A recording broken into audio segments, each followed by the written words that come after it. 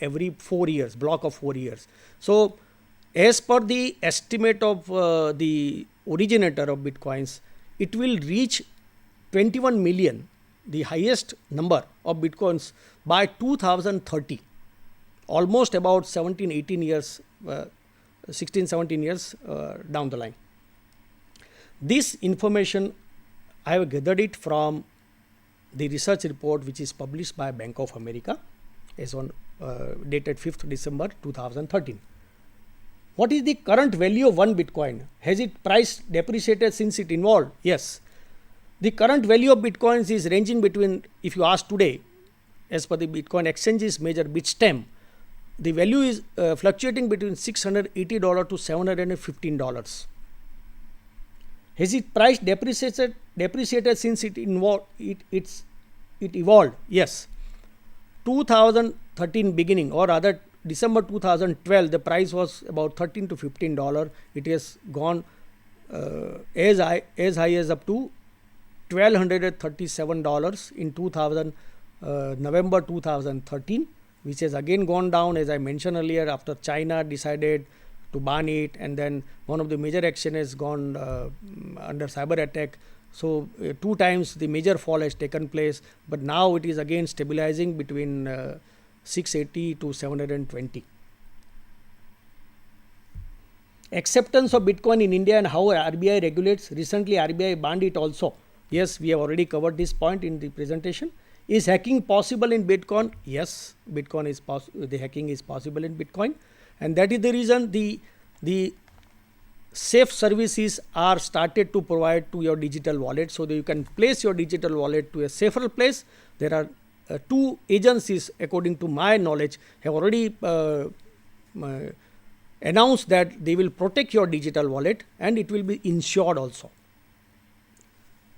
So these are the questions, and I compliment Mr. Shekhar to send good questions. There are a few questions which has been sent by CA Bimal Bhatt from Vadodara. Also good questions. I want to generate Bitcoin myself. Please advise feasibility. Very important questions. You see, Bitcoin generation requires a lot of efforts. One has to be tech savvy programmer, know the software, these programming languages. You require the high capacity supercomputers. As I mentioned, it requires the GPU, graphical processing unit, and then lot of transactions, mathematical calculation has to take place, and it is very costly affair. So the people, or other, what I understand, that it is not only one, it's a group of people gathered together to mine the Bitcoins with the help of supercomputer, because as per my knowledge, one such computer is costing between 5 to 6 lakhs of rupees per computer. And to generate one Bitcoin, the huge quantity of electricity is being consumed. As per the report, to generate one Bitcoin, the electricity to the tune of $44 is required to generate one Bitcoin, to mine one Bitcoin. So is very costly, but then is your call. Is you can have your feasibility and then decide, but would advise you to join hands with the like-minded people and then only go for generation of Bitcoins yourself. Where Bitcoin is used as a medium of exchange for money transfer through use of mobile phones. Any examples so far? Yes. M-Pesa, which is the partner to Vodafone in India also, in Africa also, they have joined hands with Vodafone and other operators, and they have started providing the services in Africa, Afghanistan. As far as M-Pesa is very successful as far as the Bitcoin money transfer in Kenya. Reportedly 11 million users are in Kenya, which are not having, which are called unbanked customers, because the rate of customers not having the banking account is very high in Kenya. And even though these people don't have the bank account, but 80% of those people have their mobile phones. So with the help of mobile phone, downloading the software, they have started transferring the money with the help of Bitcoin, and it is successful. And you will be surprised to know that 1/3 of the Kenyans who use the mobile phones have the digital wallet. How far the technology have taken root in the small country of Kenya. So these were the few questions posed to me, but I have another one question also. I think it is pending. Yeah, one question which is left behind by Mr. Shekhar, that is, what exactly is a Bitcoin miner? They phrase algorithm. What sort of complex mathematical programs are these? To give you the reply is also very technical. Is a mining algorithm. One has to gather a list of potential transactions known as block. This list of transactions comes from the peer-to-peer Bitcoin network. Then one has to go for a calculation of a hash for a block of potential transaction along with a random number. And if the hash is a function that converts data into in a number with a certain range. If your hash is more than the currently set difficult level, then you have mined a block, that is 1 Bitcoin. But if not, one has to start from step 1. Now, the hash has the property that knowing its output is essentially unpredictable within the given range, and the specific hash function used for Bitcoin mining is SHA-256, which is applied twice because it's very technical. Frankly speaking, for me also it's very difficult to digest these technological terms, but since the question has been posed by the viewer, I have taken a liberty to explain you to the best extent possible. These were some of the questions which have been generated. One question which again came for probably today only, that how much Bitcoin occupies its space as far as the floating currency of the world is concerned. Of course, a very important questions. As per the market report, the current capitalization market cap of Bitcoin is about 9 to 10 billion US dollar. And if we consider the topmost currency of the world, say to start with, say European Union, Euro occupies about 24% of the circulating currency. US dollar comes second, occupies 20% of the total circulating currency. And Japan yen comes to 18%. Canada occupies only 1% of the floating currency, having market cap of 44 billion US dollar. If you consider the market cap of Bitcoin to the extent of about 9 to 10 billion dollar, I can say it occupies 0.25% of the total floating currency of the world, as per the market report, as per the research data which is available online. Now, another question which has just came, which also asked me in general about the advantages of Bitcoins with specific reference to individuals, reference to businesses, and then disadvantages of using Bitcoins. So let me answer it one by one. What are the advantages of Bitcoins which goes to the individuals? Mobile payments made easy. Fast international payments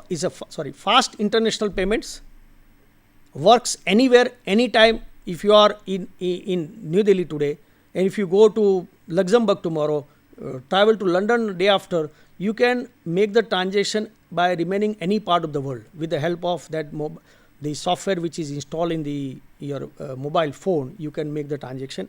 It's fast enough.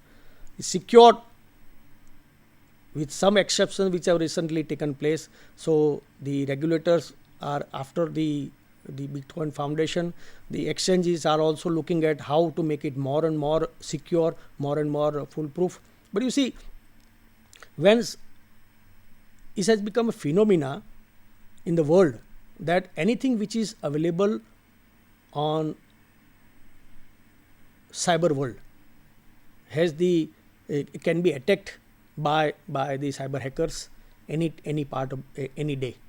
When the United States banks have been attacked by cyber hackers, and some government website have been hacked, so it's but natural one has to be prepared that yes, this is possible, but one has to take the exchanges have to take care of maximum protection by which the consumer, the customer's interest is protected. Almost free to use and pseudo anonymous online payment, these are the advantages which goes in favor of the individuals.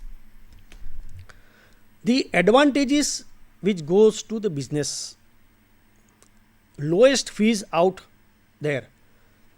If you compare the money transfer with the help of the either Western Union or PayPal or other money transfer, the transaction fee is definitely higher. If you even compare the money SWIFT rates, the money which is transferred across the country through SWIFT, the kind of charges which are charged to the customers or consumers vis-a-vis the fees which are being charged by the Bitcoin transactions under Bitcoin exchange is quite low.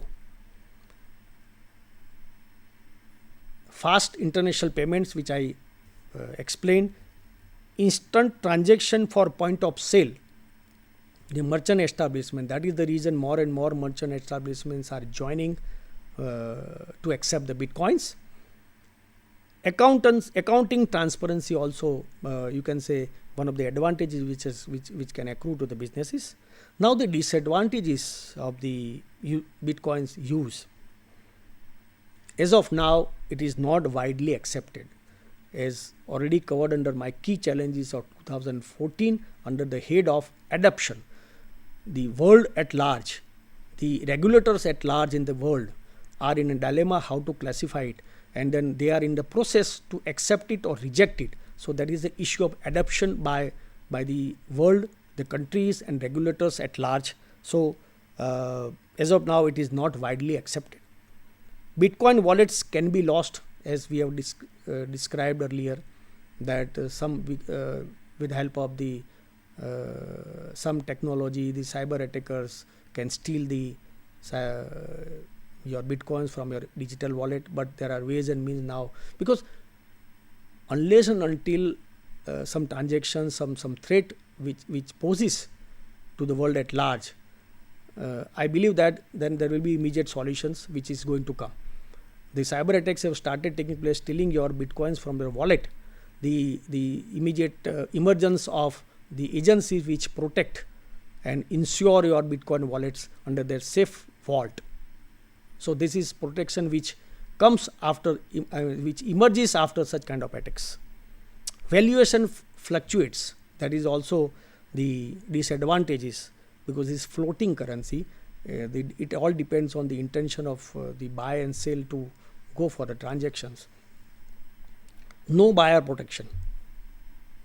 As I mentioned again, under my key challenges, that the dispute resolution has to take place and the mechanism has to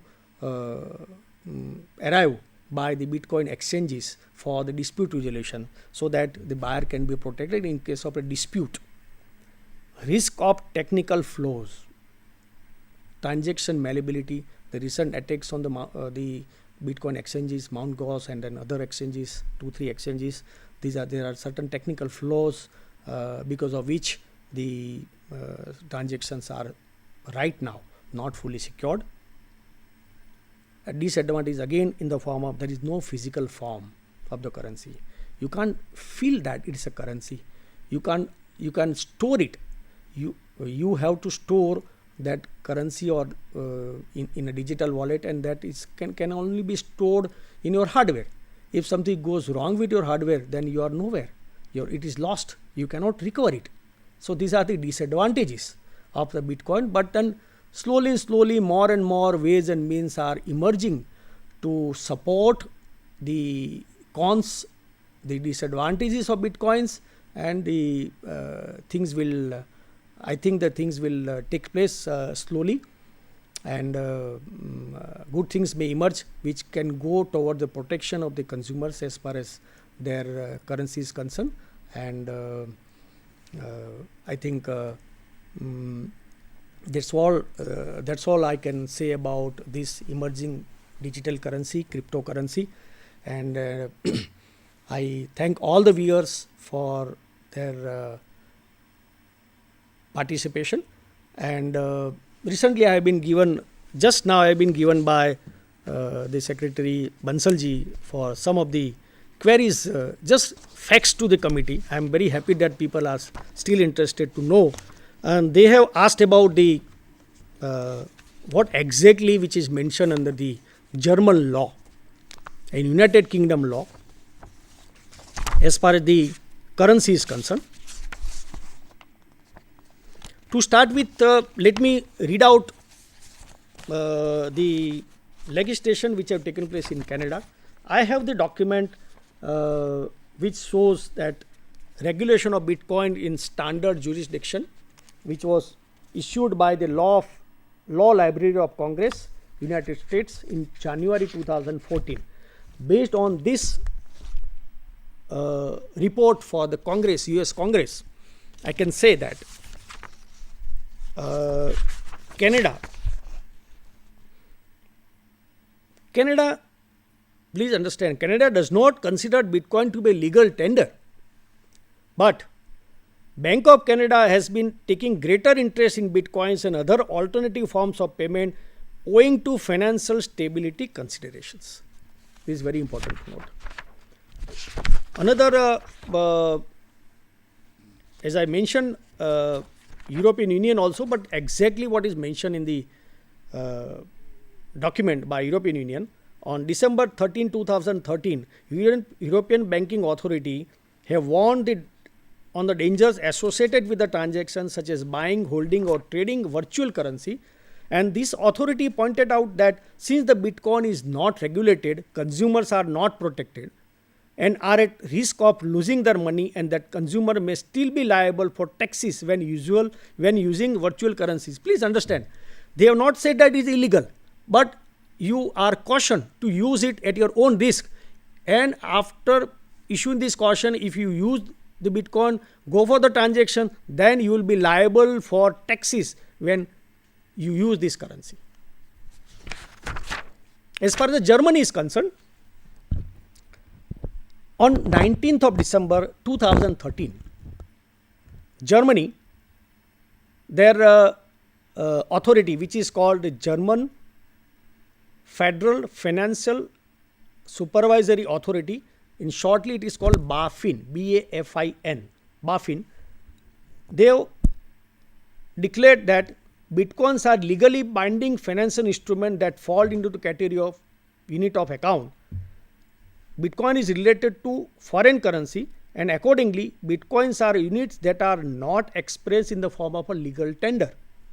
Instead, they are units of value that have the function of private means of payment within private trading exchanges, or they are substitute currencies that are used as a means of payment in multilateral trading transactions on the basis of legal agreements of private law. This is very specifically, candidly, they have mentioned the acceptance of Bitcoin, the German Federal Financial Supervisory Authority, BaFin. And they have also mentioned the possibility of value-added tax liability for Bitcoin transactions. When they accept it, they have to think about how to get revenue out of the same, how to tax the consumers if they started using the Bitcoin transaction on some income. So they have to start thinking about how to tax them, how to take care of the tax aspects. United Kingdom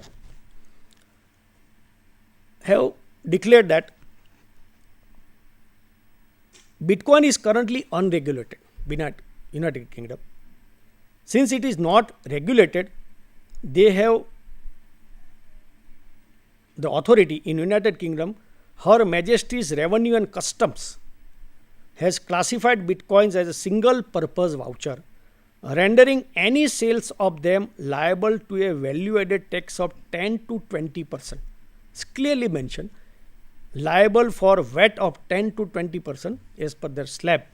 So this has been strongly criticized, of course, by those Bitcoins as being a showstopper for the UK Bitcoin industry, because the Bitcoin industry in UK has opposed this 10 to 20% tax because they consider it as an added burden on them. So this is as per the different countries exact law how they have defined and how it has taken place. So good questions. I have tried to justify to the best extent, extent possible, and then I am really thankful to all the viewers for patient hearing, and I am again thankful to the CPE committee of ICI and its chairman Mr. Murli to giving me this opportunity, and I consider it is my privilege to be here on the platform of ICI to share my views and thoughts on a very new subject.